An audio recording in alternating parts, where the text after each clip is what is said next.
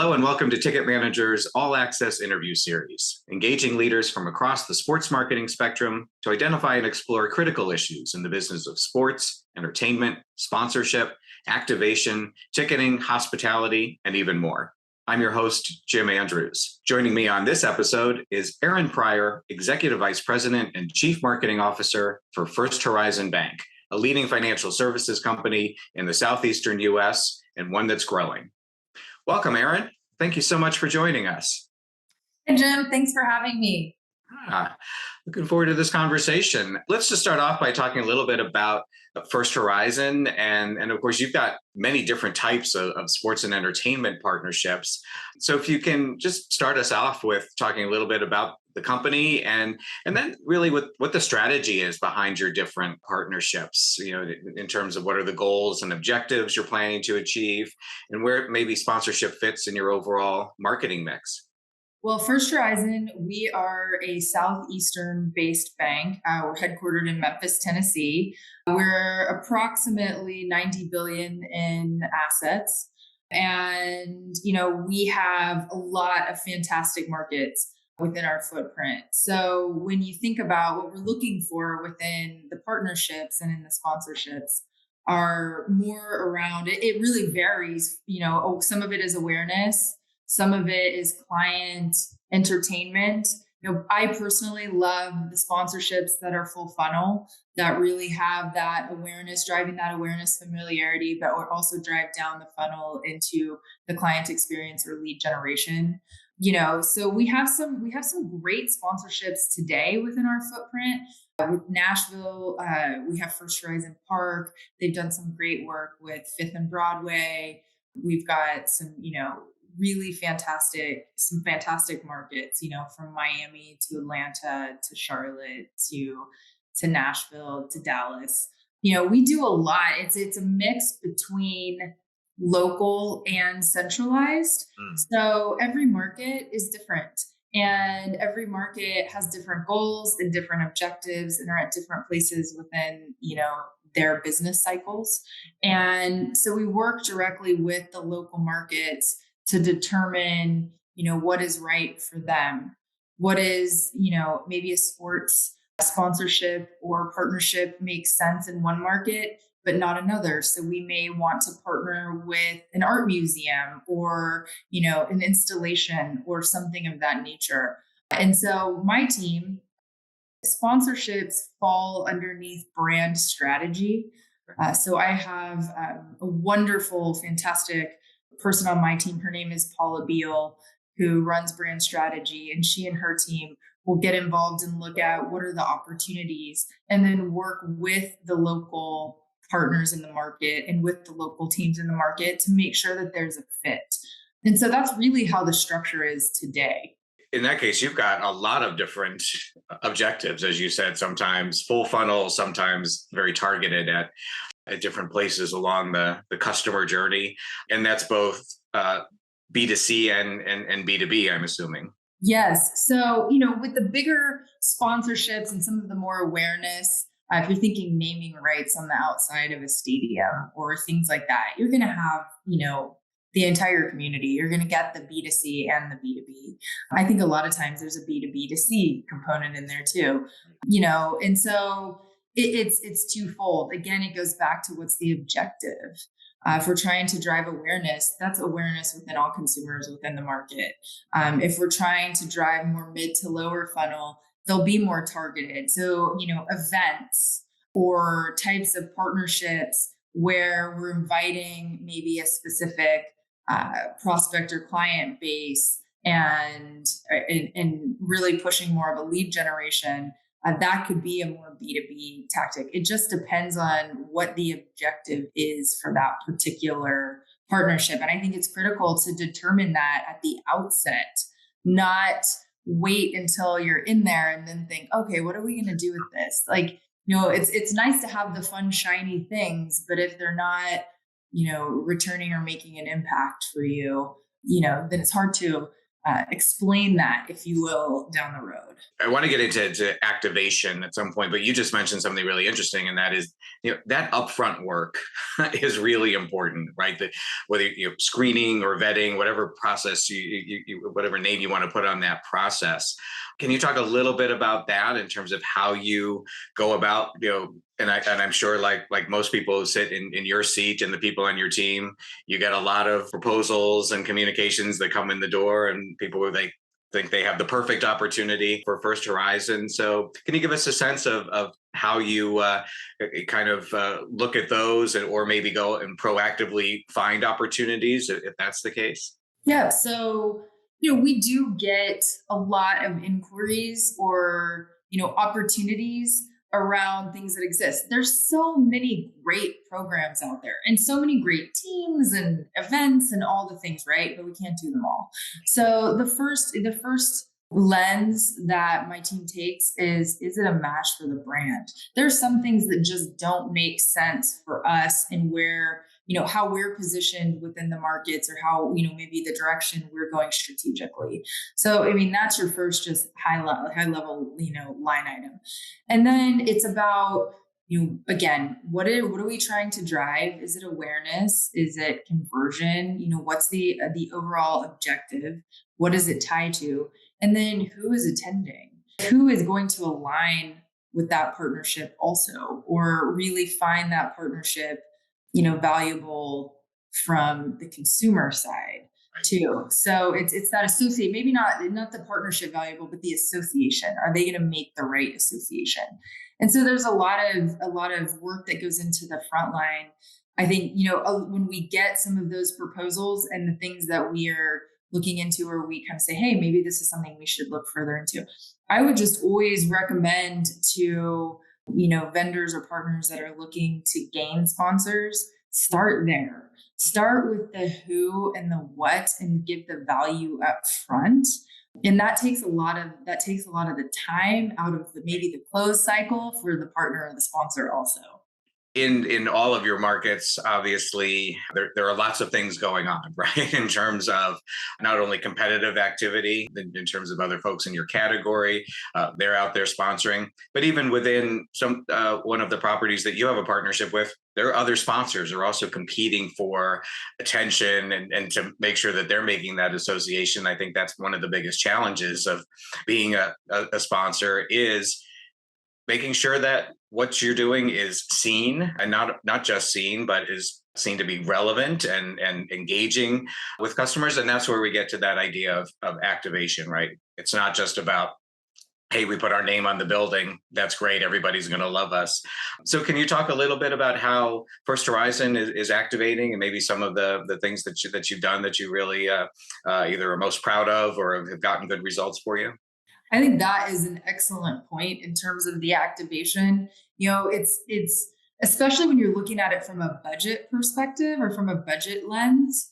If somebody comes and says, "Hey, it's going to be $100,000 to do this sponsorship," you have to also add in, what is that activation? If there is an activation component, because there is a cost to doing that, especially experiential side, right? That is usually falling on the business or the partner. So, when we are doing those types of events and partnerships or sponsorships, we do have to look at the whole component, or the whole piece of that. So some of the ways we do it is, it really, again, depends on the objective and what the partnership or sponsorship is trying to drive. And I'm separating partnership and sponsorship because they're similar, but they're different, right? So sometimes the sponsorship might be the name on the building, or, sponsoring a program, and the partnership may be more of an events driven component, or, a partnership with an entity within the community. So we really take a different approach based on what the objective is. I know that sounds so kind of obvious, but either way, I think it's really important to look at an omni-channel presence. So, for instance, or maybe it's more of a multi-channel, but if you're taking something, maybe you've got the boots on the ground. If it's something more local that the market has come and said, hey, we really want to do this. And then getting that surround sound from the centralized marketing. When I say surround sound, really looking at the media and the social media, and that is paid and earned. So depending on what it is, if it's a partnership or sponsorship with a sports team, let's say, or I'll use Fifth and Broadway. I think that was a great opportunity that the national market brought forward. And we partnered with the local market and then our centralized marketing team to create the assets around that sponsorship. It's a retail and residential development, thank you, in Nashville. And then we put some paid media behind that to surround sound it. And then when there are events or other things, we can also use some of our social media. So it's really, how do you take the one piece and then really just surround it, I guess, from a multi-channel approach. And then that way you just get a little bit more bang for your buck. Yeah. Well, and I'm so glad you mentioned something like Fifth and Broadway, because I think sometimes we kind of pigeonhole ourselves into talking about sports or music or things like that, and there really are so many different types of partnership activities and different types of partners out there that include those maybe non-traditional types of organizations, types of venues, whatever it might be, but that are just as important in a community as the local baseball team or whatever it might be. I wanted to ask you a little bit about, and especially being in the financial services, this is usually an area where companies like First Horizon maybe do a little bit better job than some other types of sponsors and brands, and that's ROI. So when you're looking at all of these different sponsorships and partnerships, how are you determining what's working and what's not? And do you have kind of specific metrics or KPIs or methods of evaluation? Again, I imagine some of that maybe is case dependent on of course what you're trying to achieve. Yeah. So, it really again goes back to what are we trying to do? And not all spend is created equal, and not all spending equates to an ROI, like a direct bottom line. Right. So, for instance, if we're doing more of an awareness, we want to get more share of voice, higher awareness in the markets. We're going to look more at the brand tracker and look at, hey, have we seen an awareness increase over a period of time? So it's a longer game. And then you've got, as you move down, I really love a full funnel partnership, something that drives from the top. And it's not every partnership or sponsorship is going to do this, but I love it when they can. But so looking at the awareness would be an increase of awareness within the specific markets over a longer period of time. As you move further down, maybe if it's a partnership with an event and we're doing a prospect and client lead generation, or if it's a concert, or maybe a sponsorship, a sports event. If we're inviting people in, what's happening with those in a more lead generation prospect driving? That's going to be like, hey, were we able to drive more in? Were we able to provide that air cover and help to fill the funnel for the banker? And then are any of those leads converting? And so there's just so many different levels of measurement within these types of events and partnerships that it really varies. But there's a lot you can do, and there is a way to show. So we also did a partnership with an event for one of our commercial groups, and we were able to measure who was invited, who what happened within the deal, within the funnel, and then who converted. And you can equate two of the closed loans more than pay for what we paid for the event. And so I've really encouraged the team to adopt that model, or not encourage, that's the model we're utilizing, is what is the payoff, and then how do we go above and beyond? For me as a marketer and as a leader in marketing, I find it critical that marketing become more of more driving to the bottom line, more of a less of a cost and more of a revenue contributor. And I think it's not as hard as people think to develop that muscle within your organization. And that also helps to get the buy-in from your business leaders into doing some of the events and sponsorships. I think it's getting that ROI and just making sure the measurement piece is in place for whatever your objective is with the measurement or with the sponsorship is critical.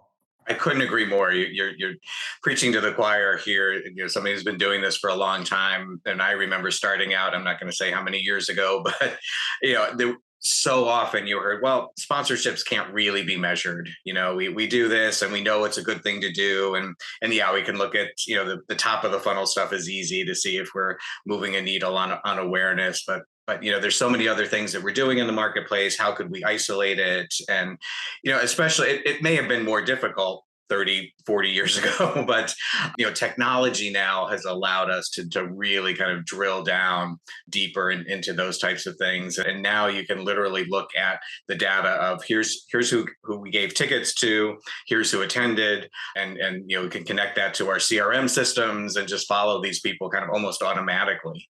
It's really again, to me, has been around since the days of pen, paper, and clipboards. It's really amazing what we're able to do now. Yeah, I think with and in regard to the tickets and the ticket manager, that is huge.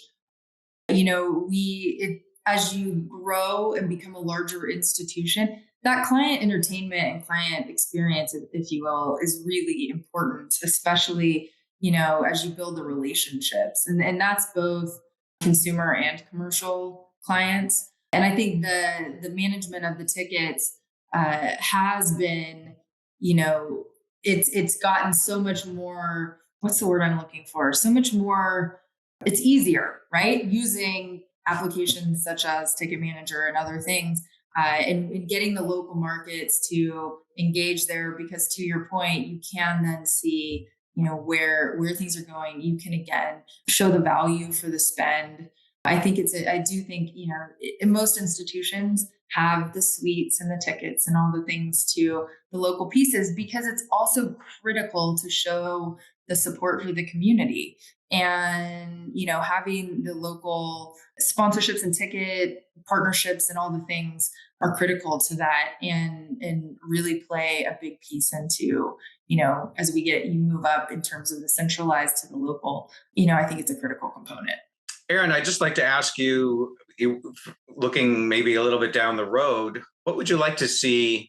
Where would you like to see your sponsorship program go from here? What would that kind of require from either current or future rights holder partners that you're working with?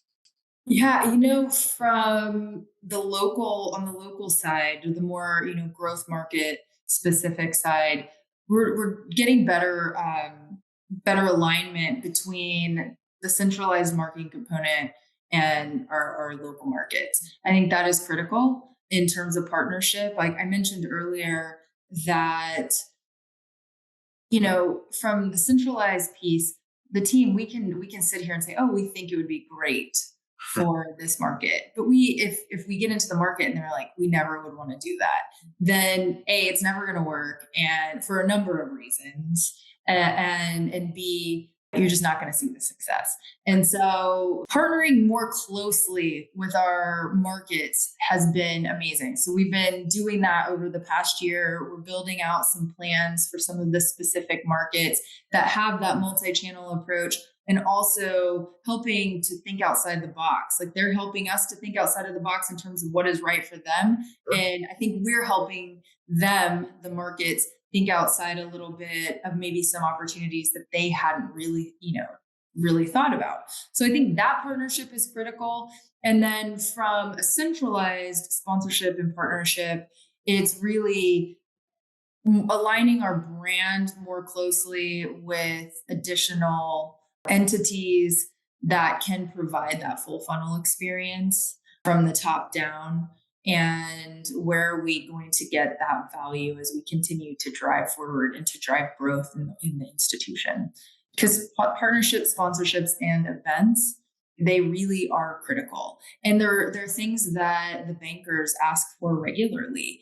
And they're important. The paid media and the campaigns and the automation and all the things are fantastic, but there's still something to be said for having an in-person experience. And I think we all felt that exponentially in 2020, 2021, and even parts of 2022. So, just continuing to drive forward and to figure out how do we connect all the dots and improve that attribution and really give the holistic view for our partnerships. Well, it's so great to talk to somebody who obviously is a big believer in these types of things as I am, and I think that the point that you talk about in terms of coordinating between the centralized office, the corporate office, and folks out in the field, and that goes for banking or lots of other types of businesses. It's not necessarily an easy thing to do. I've sat in on some of those, trying to get some of those things started, and it's like, oh well, we'll just establish a sponsorship council, right? And we'll have a representative from everybody, and we'll all sit and agree on things. And no, it takes a lot more work than that. So kudos to you for being able to do that, because it really, really is so important. Thank you. Yeah. So, Erin, thank you for taking the time and joining us, and want to wish you the best of luck with everything you've got going on there. And hopefully, we'll have a chance to check in and see how things are going with you in the future. Perfect. Thank you so much for having me on today. All right. And on behalf of everyone at Ticket Manager, thank all of you for watching and listening. And please join us again for the next episode in the All Access interview series.